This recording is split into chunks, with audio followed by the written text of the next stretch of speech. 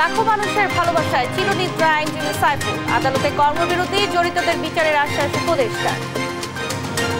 আইনের গতিকে আমরা যদি সঠিকভাবে চলতে দিই তাহলে যারা দুষ্কৃতকারী, সে যেই হোক, যেখানকারই হোক, যে পরিসরে হোক, আইনের ঊর্ধ্বে কেউ না।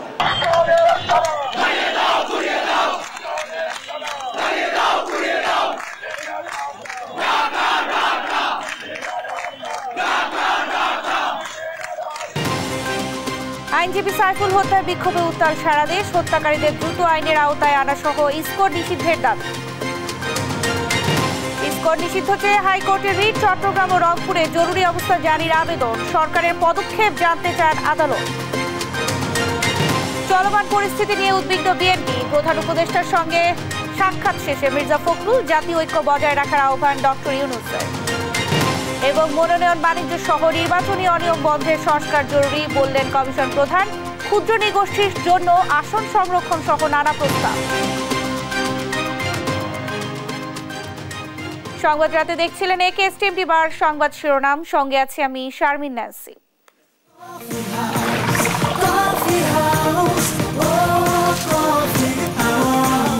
কফি হাউস, প্রতি চুমুকে আড্ডা জমে। এবারে বিস্তারিত। আইনজীবী সাইফুল ইসলামকে কুপিয়ে হত্যার ঘটনায় জড়িত সন্দেহে ৬ জনকে আটক করা হয়েছে। সেই সঙ্গে পুলিশের উপর ইসকন কর্মীদের হামলার ঘটনায় আটক করা হয়েছে আরও ২১ জনকে। রাতভর অভিযান চালিয়ে তাদেরকে আটক করা হয়। এদিকে চট্টগ্রামে নিহত সাইফুলের জানাজায় ঢল নামে সর্বস্তরের মানুষের। পরে লোহাগড়ার নিজ গ্রামে তাকে সমাহিত করা হয়। সহকর্মী একেএম নাজিমের প্রতিবেদন, জানাচ্ছেন টুম্পা আফরোজ। মঙ্গলবার চট্টগ্রামে ইসকন নেতা চিন্ময় কৃষ্ণ দাস ব্রহ্মচারীর জামিন নামঞ্জুর হওয়াকে কেন্দ্র করে উগ্রগোষ্ঠীর লোকজন কুপিয়ে হত্যা করে রাষ্ট্রপক্ষের আইনজীবী সাইফুল ইসলাম আলিফকে। এ ঘটনার পর কর্মবিরতি ঘোষণা করে আইনজীবী সমিতি। পরে সিসিটিভির ফুটেজ দেখে রাতভর অভিযান চালিয়ে ৬ জনকে আটক করা হয়। সেই সঙ্গে পুলিশের ওপর হামলায় জড়িত আরও ২১ জনকে আটক করে যৌথ বাহিনী। এছাড়া আওয়ামী লীগের ৬ নেতাকর্মীকে আটক করেছে পাহাড়তলী থানা পুলিশ। বুধবার সকাল ১০টার দিকে চট্টগ্রাম আদালতে অ্যাডভোকেট সাইফুল ইসলাম আলিফের প্রথম জানাজা অনুষ্ঠিত হয়। পরে সকাল ১১টায় নগরীর জামিয়াতুল ফালাহ মসজিদ প্রাঙ্গণে তার দ্বিতীয় জানাজায় ঢল নামে মানুষের। এতে অংশ নিয়েছেন আইনজীবী সহ বিভিন্ন শ্রেণী পেশার হাজার হাজার মানুষ। জানাজায় অংশ নেন অন্তর্বর্তীকালীন সরকারের ভূমি মন্ত্রণালয় ও বেসামরিক বিমান পরিবহন ও পর্যটন মন্ত্রণালয়ের উপদেষ্টা এএফ হাসান আরিফ। এছাড়াও চট্টগ্রাম সিটি কর্পোরেশনের মেয়র ডাক্তার শাহাদাত হোসেন, নগর জামায়াতের আমির শাহজাহান চৌধুরী সহ ঢাকা থেকে এসে জানাজায় যোগ দেন জুলাই স্মৃতি ফাউন্ডেশনের সাধারণ সম্পাদক সার্জিস আলম এবং বৈষম্য বিরোধী ছাত্র আন্দোলনের আহ্বায়ক হাসনাত আবদুল্লাহ। সাইফুল হত্যাকাণ্ডে জড়িতদের গ্রেপ্তার করে আইনের আওতায় আনার দাবি জানান তারা। এদিকে দ্বিতীয় জানাজা শেষে বৈষম্য বিরোধী ছাত্র আন্দোলন ও বিভিন্ন শ্রেণী পেশার মানুষ নগরীর টাইগার পাস এলাকায় বিক্ষোভ মিছিল নিয়ে সমাবেশ করেন। এ সময় তারা ইসকনকে নিষিদ্ধের দাবি জানিয়ে ঘটনার সাথে জড়িতদের বিরুদ্ধে কঠোর শাস্তির দাবি জানান। সাইফুল ভাইকে যারা এই যে এভাবে হত্যা করেছে তাদের বিচার করতে হবে। ইসকনকে এই উগ্রবাদিতা ছড়ানোর জন্য নিষিদ্ধ করতে হবে। যারা আমার ভাইকে হত্যা করেছে তাদেরকে যদি গ্রেফতার করে দৃষ্টান্তমূলক শাস্তি না দেওয়া হয় তাহলে পুরো বাংলাদেশের এই যে ছাত্র জনতা একসাথে সরকারের বিরুদ্ধে তাদের জায়গা থেকে প্রতিবাদ জানাবে। আমরা আইনকে আইনের পথে চলতে সাহায্য করব। আপনারা সকলেই আইনজীবী, আপনারা জানেন যে আইনের গতিকে আমরা যদি সঠিকভাবে চলতে দিই তাহলে যারা দুষ্কৃতকারী, সে যেই হোক, যেখানকারই হোক, যে পরিসরে হোক, আইনের ঊর্ধ্বে কেউ না। আইনের আওতায় তাকে আসতে হবে। বিক্ষোভ সমাবেশের পর সনাতন ধর্মাবলম্বীদের নিয়ে বৈঠকে বসেন উপদেষ্টা এএফ হাসান আরিফ, জেলা প্রশাসক, city mayor, CMP commissioner Sarjis Alam এবং হাসনাত আবদুল্লাহ। বৈঠকে দোষীদের বিরুদ্ধে দ্রুত মামলা দায়ের করে আইনের আওতায় আনার বিষয়ে আলোচনা করা হয়। সে কোনোদিন আমাদের সম্প্রদায় ভুক্ত হতে পারে। এদিকে দ্বিতীয় জানাজা শেষে সাইফুল ইসলামের মরদেহ নিয়ে যাওয়া হয় নিজ বাড়ি লোহাগড়া উপজেলার চুন্তি ইউনিয়নের ফারাক্কাতে। সেখানে লাখো মানুষের ভালোবাসায় তার জানাজা ও দাফন সম্পন্ন হয়েছে। নিহত সাইফুল ইসলাম অন্তঃসত্ত্বা স্ত্রী ও 2 বছরের একটি কন্যা সন্তান রেখে গেছেন। পুত্র শোকে বিহ্বল হয়ে বাবা কান্নাজড়িত কণ্ঠে ছেলের হত্যাকারীদের দৃষ্টান্তমূলক শাস্তি দাবি করেন। নিউজ ডেস্ক, দেশ টিভি। চট্টগ্রাম আদালতে আইনজীবী সাইফুল ইসলাম আলিফ হত্যার প্রতিবাদে মুখর সারা দেশ। বিভিন্ন জেলায় চলছে বিক্ষোভ মিছিল, সমাবেশ। অবিলম্বে হত্যাকারীদের বিচার দাবি করেন জনতা। সেই সঙ্গে ইসকনকে নিষিদ্ধের দাবি জানান তারা। সহকর্মীদের পাঠানো তথ্য ছবিতে সালমা জাহানের ডেস্ক রিপোর্ট। মঙ্গলবার চট্টগ্রামে ইসকন নেতা চিন্ময় কৃষ্ণ দাস ব্রহ্মচারী জামিন না দেওয়ায় উগ্রগোষ্ঠীর লোকজন কুপিয়ে হত্যা করে রাষ্ট্রপক্ষের আইনজীবী সাইফুল ইসলাম আলিফকে। এরই প্রতিবাদে বুধবার সকালে রাজশাহী কোর্ট চত্বরে মানববন্ধন ও প্রতিবাদ সমাবেশ করেছেন আইনজীবীরা। এ সময় হত্যাকাণ্ডে জড়িতদের দ্রুত গ্রেফতার করে আইনের আওতায় আনার পাশাপাশি ইসকনকে নিষিদ্ধের দাবি জানান তারা। ইসকনকে অবিলম্বে নিষিদ্ধ করা হোক এবং যে হত্যাকাণ্ড হয়েছে আমার ভাইয়ের তার দ্রুত বিচার নিশ্চিত করে শাস্তি দেওয়া হোক। এই হত্যাকারীদের চিহ্নিত করে তার সুষ্ঠু বিচার চাই এবং যে সংগঠন এই হত্যার সাথে জড়িত তাদের নিষিদ্ধ করার দাবি জানাচ্ছি। একই দাবিতে বরিশালে বিক্ষোভ মিছিল ও সমাবেশ করেছে শিক্ষার্থীরা। বুধবার সকাল 11টায় বরিশাল ব্রজমোহন কলেজের শিক্ষার্থীরা কলেজ ক্যাম্পাস থেকে মিছিল বের করে নগরী সদর রোড সহ আশেপাশের এলাকা প্রদক্ষিণ করে। পরে তারা নগরী সদর রোডে সমাবেশ করে সাইফুলের হত্যাকারীদের বিচার দাবি করেন।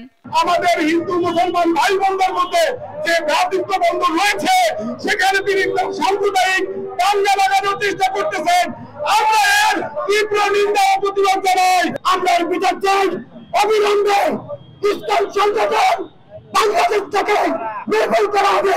যে সংগঠন নৈরাজ্যতা সৃষ্টি করতে চাইবে, যে সংগঠন সাম্প্রদায়িক দাঙ্গা সৃষ্টি করতে চাইবে, তাকে এই বাংলার জমিনে থাকতে দেওয়া হবে না। আমরা আর কোন সাইকেলকে হাতে চাই না। ইসকনকে নিষিদ্ধ করতে হবে। এদিন সকালে মাগুরা জজ কোর্ট চত্বরের সামনে বিক্ষোভ সমাবেশ করে জাতীয়তাবাদী আইনজীবী ফোরাম। বক্তারা বলেন, সম্প্রতি একটি গোষ্ঠী বাংলাদেশের সাম্প্রদায়িক সম্প্রীতি নষ্ট করতে ষড়যন্ত্র চালাচ্ছে। সমাবেশ শেষে মিছিল বের হয়ে শহরে চৌরঙ্গি মোড় ঘুরে জজ কোর্টে গিয়ে শেষ হয়। দেশে ইসকনকে নিষিদ্ধের দাবি জানান তারা।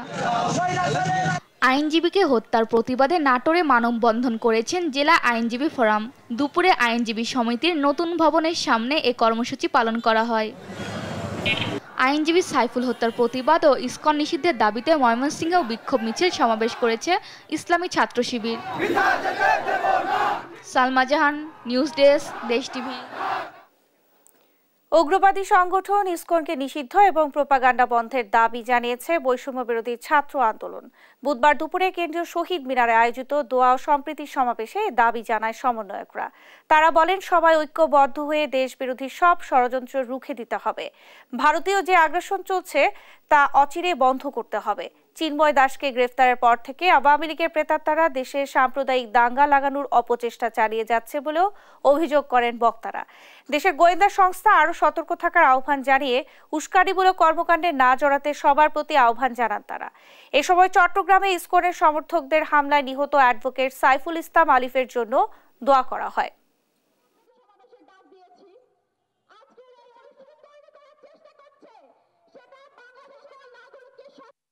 আপনারা কি মনে করেন ইসকন মানে সনাতনী? তাহলে এই যে হাজার হাজার সনাতনী ভাইয়েরা ইসকনের বিরুদ্ধে জঙ্গি ইসকনের বিরুদ্ধে আমার সনাতনী ভাইয়েরা প্রতিবাদ জানাচ্ছে, তারা কারা? ইসকন মানে সনাতনী নয়, ইসকন মানে জঙ্গি সংগঠন। ভারতীয় মিডিয়া 5 আগস্টের পর থেকে যেভাবে বাংলাদেশের সংখ্যালঘু প্রশ্নটাকে সামনে এনে উঠে পড়ে লেগেছে, সেই ধরনের কিছুই বাংলাদেশে হয়নি। 24 ঘন্টায় যে নজিরবিহীন ধৈর্য প্রমাণ করেছে বাংলাদেশের মানুষরা, এই ধরনের ধৈর্য এবং যদি মানুষের মধ্যে শান্ত মাথায় সিদ্ধান্ত নেওয়ার ক্ষমতা বজায় থাকে, ভবিষ্যতে বাংলাদেশের বুকে পতিত সরকারের কোন প্রেতাত্মারা আর কোন ষড়যন্ত্র সফল করতে পারবে না। উগ্রবাদী সংগঠন ইসকনকে নিষিদ্ধ এবং অপ্রীতিকর পরিস্থিতি এড়াতে চট্টগ্রাম ও রংপুরে জরুরি অবস্থা জারির নির্দেশনা চেয়ে হাইকোর্টে আবেদন করেছেন এক আইনজীবী। অ্যাটর্নি জেনারেল বলেন, দেশকে অস্থিতিশীল করার ষড়যন্ত্র চলছে। সরকার জাতীয় ঐক্য গড়ে তুলে পরিস্থিতি মোকাবেলা করছে। এ সময় আইনশৃঙ্খলা পরিস্থিতি স্বাভাবিক রাখার পাশাপাশি ইসকন ও সাম্প্রতিক ইস্যুতে বৃহস্পতিবারের মধ্যে সরকারকে পদক্ষেপ জানাতে বলেছেন উচ্চ আদালত। শিউলি রায়ের রিপোর্ট। গেল ৩০ অক্টোবর জাতীয় পতাকার অবমাননার অভিযোগে রাষ্ট্রদ্রোহ আইনে মামলা করা হয় ইসকনের আলোচিত সংগঠক চিন্ময় কৃষ্ণ দাস ব্রহ্মচারী সহ ১৯ জনের বিরুদ্ধে। এরপর থেকে আলোচনায় ইসকন। মঙ্গলবার চট্টগ্রাম আদালতে ইসকন নেতার জামিন নামঞ্জুরের পর আদালত প্রাঙ্গণে বিক্ষোভ ও সহিংসতায় রাষ্ট্রপক্ষের এক আইনজীবী নিহতের ঘটনায় দিনভর উত্তপ্ত ছিল বন্দরনগরী।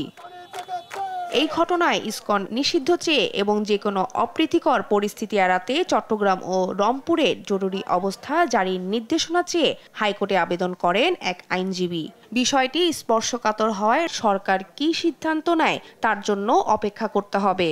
ইসকনকে যাতে নিষিদ্ধ করা হয় এবং আইন শৃঙ্খলা রক্ষাকারী বাহিনীর উপরে যাতে নির্দেশ দেওয়া হয় সর্বোচ্চ গুরুত্ব দিয়ে এই ঘটনাটি তদন্ত করে দোষীদের আইনের আওতায় আনা এবং এমার্জেন্সি ডিক্লেয়ার করানোর জন্য। এই সংগঠন রেজিস্টার্ড কিনা, এই সংগঠন নিষিদ্ধ হবে কিনা, এই সংগঠনের বিরুদ্ধে কি ব্যবস্থা নেওয়া হবে, এই সংগঠনের অস্তিত্ব কি, এই সবগুলো বিষয় সরকারের পলিসি ডিসিশন এবং সরকার এটা খোঁজ খবর নিয়ে যথাযথ আইনিভাবে এটাকে দেখবেন।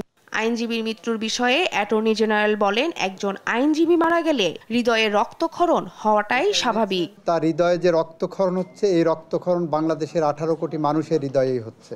শিউলি রায়, দেশ টিভি, ঢাকা। চলমান সংকট নিরসনে সব রাজনৈতিক দলের সাথে আলোচনা করে জাতীয় ঐক্য সৃষ্টির আহ্বান জানিয়েছে বিএনপি।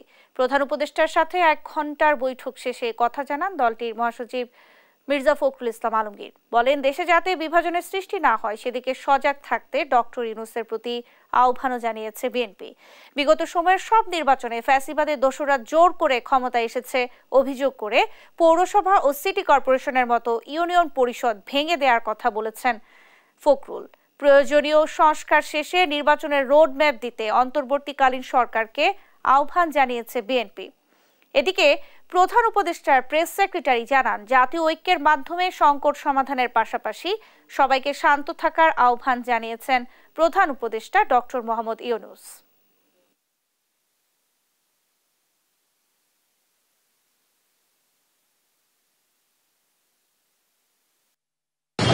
পরিস্থিতি কোন পরিস্থিতি, আমাদের যে দলের পক্ষ থেকে যে আমাদের উদ্বেগ, সেই উদ্বেগের কথা আমরা তাকে জানিয়েছি এবং আমরা আশা করেছি যে আমরা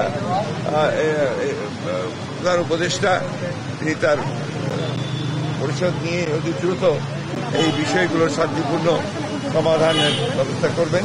তাদেরকে প্রতিহত করার জন্য আমাদেরকে অবশ্যই একটা জাতীয় ঐক্য গড়ে তুলতে হবে। বিএনপির তরফ থেকেও একটা বার্তা দেওয়া হয় যে ন্যাশনাল ঐক্যর কথা বলা হয় এবং প্রফেসর ইউনূস আমাদের প্রধান উপদেষ্টা উনিও এই ন্যাশনাল ইউনিটির কথা বলেছেন। মনোনয়ন বাণিজ্য, পক্ষপাতমূলক পর্যবেক্ষণ সহ অতীতের মতো নির্বাচনী অনিয়ম বন্ধে সংস্কার জরুরি বলে মনে করেন নির্বাচন সংস্কার কমিশনের প্রধান ডক্টর বদিউল আলম মজুমদার। বুধবার সকালে জাতীয় সংসদ ভবনে ক্ষুদ্র নৃগোষ্ঠী, পিছিয়ে পড়া জনগোষ্ঠীর সঙ্গে সংলাপে এসব কথা বলেন তিনি। সংলাপে দ্বিকক্ষ বিশিষ্ট সংসদ, নতুন ভোটার তালিকা, সংরক্ষিত আসনে ঘূর্ণায়মান পদ্ধতি, নির্বাচন প্রভাবমুক্ত রাখা সহ বেশ কিছু প্রস্তাবনা তুলে ধরেন আলোচকরা। আরো জানাচ্ছেন শাহাদাত নিশাদ। বুধবার সকালে জাতীয় সংসদ ভবনে ক্ষুদ্র নৃগোষ্ঠী ও পিছিয়ে পড়া জনগোষ্ঠীর সঙ্গে সংলাপে বসে নির্বাচন সংস্কার কমিশন। সংরক্ষিত আসনে ক্ষুদ্র নৃগোষ্ঠীর প্রতিনিধি রাখা নির্বাচন ঘিরে সংখ্যালঘুদের উপর হামলা বন্ধ ও এলাকা ভিত্তিক নিরাপত্তা নিশ্চিত সহ নানা বিষয়ে সুপারিশ তুলে ধরেন আলোচকরা। আদমশুমারি বা জাতীয় জরিপে যদি একটু দলিত হরিজন এদেরকে যদি একটু পৃথক করে যদি আনা যায় স্যার, তাহলে কিন্তু আমরা একটা এক্সাক্ট ফিগার কিন্তু এখান থেকে স্যার পেতে পারি আর কি। বৈষম্যটা একেবারে শেষ করা যায় না, মানে যেখানে সংশোধন করা যায় সেখানে আমরা সংশোধন করা যায়। যেহেতু নির্বাচন আলোকে আমরা আলোচনা করছি, তাহলে আমরা আগামী নির্বাচনে আমাদের ক্যান্ডিডেটগুলো যদি মনে করেন ওখানে থাকে। নির্বাচনের আগে যে আদিবাসী জনগোষ্ঠীকে কিছু প্রশিক্ষণ দেওয়ার যদি ব্যবস্থা করা হয়। নির্বাচন আসলে যদি আমার মনের মতো মানুষকে ভোট দিই, আর যারা ওই সমাজে আরো যারা ভোটে দাঁড়ায় তাদেরকে ভোট না দিলে আমাদের মার খেতে হবে, আমাদের বাড়িটা পুড়বেই, আমরা রাস্তায় মার খাবো। তো সেই বিষয়ে কোনো আইন পাস করা যায় কিনা। পার্বত্য অঞ্চলের যে ভোটার কেন্দ্রগুলো হয়, এক একটা কেন্দ্রের দূরত্ব 8, 5, 9 কিলোমিটার। তো যারা বয়স্ক প্রতিবন্ধী যে কথাগুলো বলা আসছে, যেগুলো আসলে ওরা ওই ভোট দিতে ভোটারদের উৎসাহ প্রদান বা উৎসাহ রাখেন না। নির্বাচন সংস্কার কমিশনের প্রধান ডক্টর বদিউল আলম মজুমদার বলেন, বিগত নির্বাচনগুলোতে কোটি টাকা মনোনয়ন বাণিজ্য, পর্যবেক্ষক নিয়োগে পক্ষপাত সহ নানা অনিয়ম হয়েছে। এ বিষয়ে ব্যবস্থা নিচ্ছে সরকার। অনেকগুলো অসঙ্গতি আছে আমাদের, এবং অনেকগুলো বিষয় আমরা চিহ্নিত করেছি, যেমন দ্বিকক্ষ বিশিষ্ট পার্লামেন্ট, তারপরে রাষ্ট্রপতি প্রধানমন্ত্রীর ক্ষমতার ভারসাম্য প্রতিষ্ঠা করা, উচ্চকক্ষ কিভাবে নির্বাচিত হবে, নারীর সংরক্ষণ, নারীর জন্য সংরক্ষণ পদ্ধতি।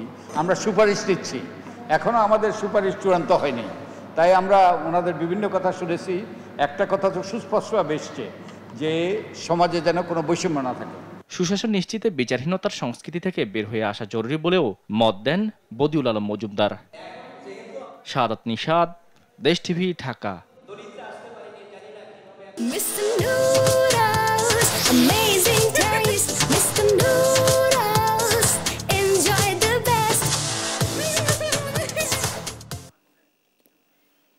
যুক্তরাষ্ট্রের ভিসা আবেদনের জন্য মার্কিন দূতাবাসে ফিঙ্গারপ্রিন্ট দিয়ে বাসায় ফিরেছেন বিএনপি চেয়ারপারসন বেগম খালেদা জিয়া।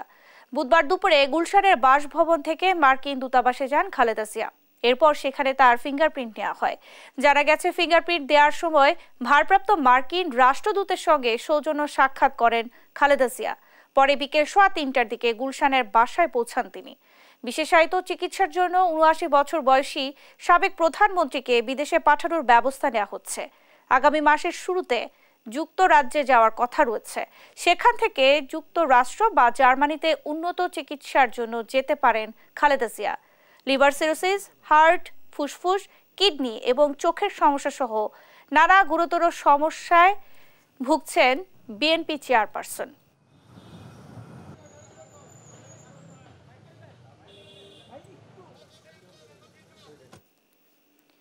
রাজস্ব ফাঁকি ও চাঁদাবাজির 2 মামলা থেকে অব্যাহতি পেয়েছেন বিএনপির ভারপ্রাপ্ত চেয়ারম্যান তারেক রহমান।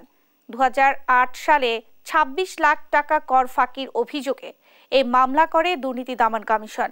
প্রয়োজনীয় তথ্য প্রমাণ না থাকায় তাকে খালাস দেন বিশেষ জজ আদালত 10-এর বিচারক মোহাম্মদ রেজাউল করিম। এদিকে চাঁদাবাজির অভিযোগে তারেক রহমান সহ 8 জনের বিরুদ্ধে করা মামলা খারিজ করে দেন অতিরিক্ত chief metropolitan magistrate Mohammad Sanaullah. মামলা চূড়ান্ত প্রতিবেদনে পুলিশ জানায়, রাজনৈতিক ও প্রশাসনিক চাপে এ মামলা করেছিলেন বাদী। আদালতের আদেশের পর এসব তথ্য জানান আসামি পক্ষের আইনজীবী জাকির হোসেন ভূঁইয়া।